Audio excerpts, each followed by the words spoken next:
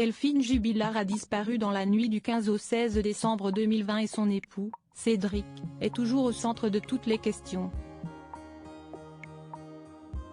Ce dernier devrait, d'ailleurs, être renvoyé aux assises. Nouveau rebondissement dans l'affaire. Alors que l'enquête autour de la disparition de Delphine Jubilard a été annoncée comme étant close, 3 ans après les faits, le parquet de Toulouse annonce avoir demandé, dans son réquisitoire définitif, le renvoi devant les assises de Cédric Jubilard. Ce dernier, mis en examen pour le meurtre de son épouse, infirmière de 33 ans, est toujours en détention provisoire et continue à nier les faits.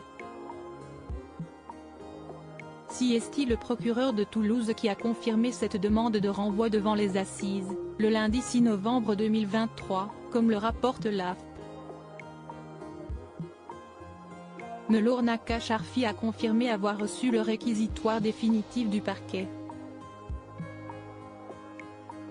Si le parquet a pris ce réquisitoire, c'est que tous les éléments constitutifs de l'infraction sont réunis pour le renvoyer devant la cour d'assises, a-t-il expliqué sans plus de détails.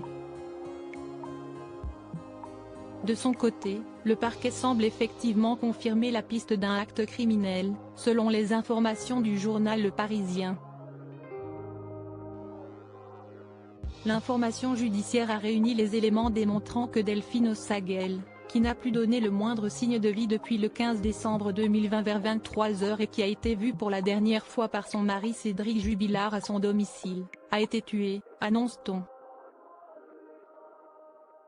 Ces conclusions ne sont pas remises en cause par l'absence de sang au sein du domicile ou dans les véhicules de la famille.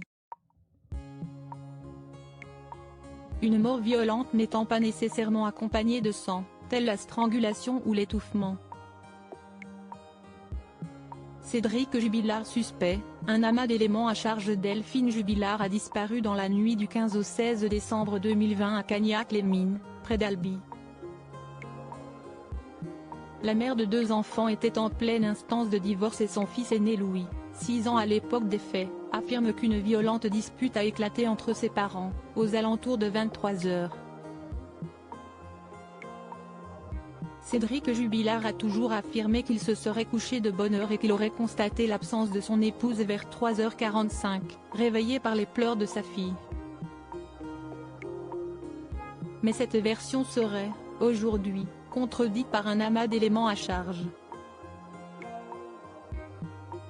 Cédric Jubilard reste présumé innocent des faits qui lui sont reprochés jusqu'au jugement définitif de cette affaire.